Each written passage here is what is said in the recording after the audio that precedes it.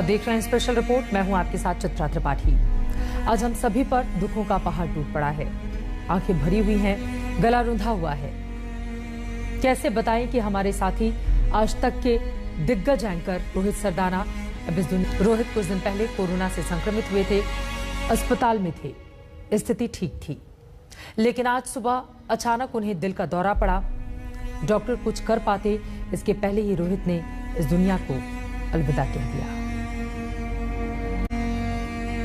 नमस्कार, आप देख रहे हैं आज तक। मैं हूं आपके साथ रोहित सरदाना। शाम के 5 बज रहे हैं और वक्त हो रहा है दंगल का। कि धड़कनों के साथ जुड़ी हुई ये आवाज खामोश हो गई। नमस्कार, आप देख रहे हैं आज तक। मैं हूं आपके साथ रोहित सरदाना। शाम के 5 बज रहे हैं और वक्त हो चला है दंगल का। हो गया, सारी वैक्सीन आप ही मांग रही है ना, और तो देश में कोई है ही नहीं जो ये कह रहा हो कि वैक्सीन चाहिए। हम भी वही कह रहे हैं, लेकिन कहने का एक सुर है, एक लहजा, एक तरीका है, और उसी पे मैंने सवाल पूछा था, आपको चुप गया। यहाँ सबको समझ में आ रहा। देश के ज्वलंत मुद्दे के दंगल में जवाब देहों से सवाल पूछने वाली आवाज अब सिर्फ यादों की थाती रह गई। ये असल में मसला वैक्सीन पाना नहीं था, मसला बवाल बनाना था, जिसमें आप कामयाब हैं इस समय। तो रोहित जी, आपको लगता है कि वैक्सीन ना होने पर देश में सरकार? मेरा सवाल बड़ा सीधा सा है सुप्रिया जी, मुझसे लड़ने की आवश्यकता नहीं है, लोगों के प्रति मेरे से लड़ने की आवश्यकता नहीं है। मेरा बड़ा सीधा सा सवाल है, आपको वैक्सीन चाहिए था, आपने स्वास्थ्य मंत्री से बात की। मैं आपसे लड़ भी नहीं रही हूं। आपको वैक्सीन पाने के लिए स्वास्थ्य मंत्री के पास जाना था या मीडिया प्लेटफॉर्म पे प्रेस कॉन्फ्रेंस करने जाना था? इलेक्ट्रॉनिक मीडिया की दुनिया में जैसे वज्र गिर गया। देश के जाने माने और आज तक के चैनल के दिग्गज एंकर रोहित सरदाना को काल ने हम सभी से छीन लिया। आप लोग दंगल देखते हैं, यही बैठ के वो दंगल करता था। मैं 2:30 बजे जाती थी, वो मेरा रिलीवर। रोहित तुम आ गए? अच्छा मैं मेकअप उतार लूं? हाँ तू जा, अब मैं आ गया हूँ। हाँ मैं हूँ, तू जा। परिवार में सब साथ रहते थे, बच्चों के कि कोई इंतहा नहीं है जिस साथी के साथ घंटों बातें होती रही हो, जिसका मुस्कुराता चेहरा आंखों के सामने नाचता रहा हो, हर किसी के सुख दुख में हमेशा खड़ा रहने वाले किरदार का यूं जाना। साथियों का कलेजा फट रहा है ये सोचते हुए, ये बोलते हुए कि रोहित सरदाना अब नहीं रहे। कल रात तक उनकी तबीयत ठीक थी, 10:30-11 बजे तक उनकी वाइफ उनके साथ थी। रात के 4 बजे अचानक से उनकी तबीयत बिगड़ती है और फिर उनको आईसीयू में शिफ्ट किया जाता है। उसके बाद डॉक्टर्स उनकी सेहत पर नजर बनाए रखते हैं और फिर दिन के 11-12 बजे के बीच इस तरह की खबर सामने आती है। बहुत मुश्किल है यहाँ पर नवजोत कुछ भी बता पाना, क्योंकि कोरोना के इस काल में इस तरह से बहुत ज्यादा मुश्किल हो रहा है। सिर्फ 42 साल, ये कोई इस दुनिया से जाने की उम्र थी?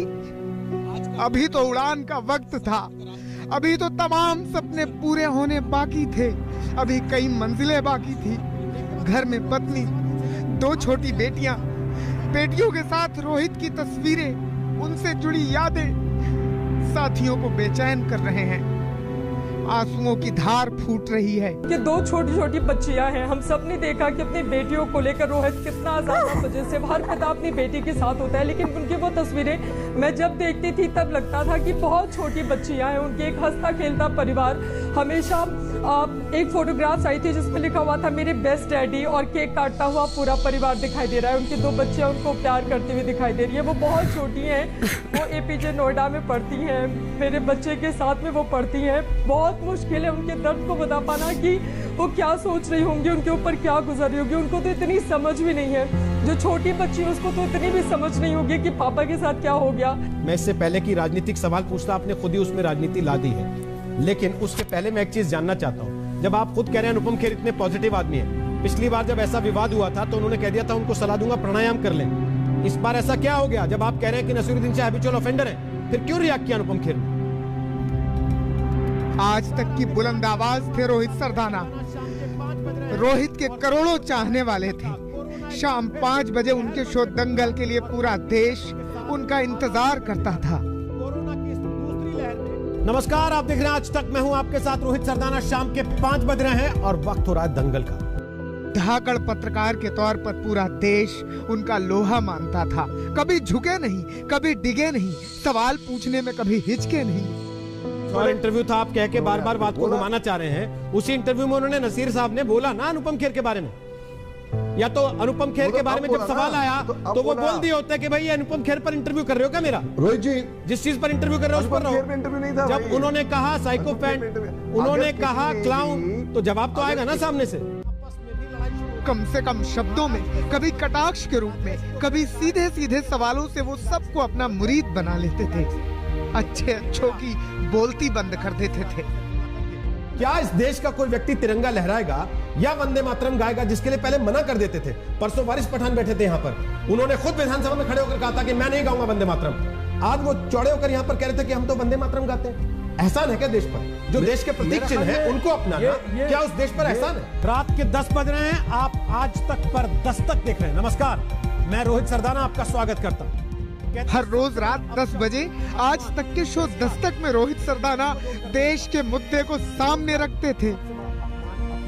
जब हमारे डॉक्टर्स के हाथ में वैक्सीन है, फिर भी महाराष्ट्र के कुछ इलाकों में नियंत्रित लॉकडाउन लगाना पड़ा। सवाल है क्यों? जवाब है कोरोना के टीकाकरण की धीमी रफ्तार। इसीलिए जनता के साथ खड़ा रहने वाला न्यूज चैनल आज तक आज जनता को जल्द से जल्द वैक्सीन दिलाने की मुहिम शुरू कर रहा है। सरकार अब एक काम कीजिए, वैक्सीन अब बांट दीजिए। रोहित सरदाना हरफन मौला पत्रकार थे।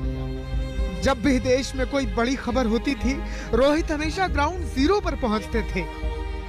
इस तरफ का ये रास्ता जाता है रेलवे स्टेशन की तरफ, यहां भी बैरिकेडिंग लगा दी गई है। और तीसरा रास्ता जो यहां से दिखाई देता है वो जाता है सरयू के घाट की तरफ। आप देख सकते हैं सुरक्षा के कड़े इंतजाम यहां पर किए गए हैं। चौथा रास्ता इस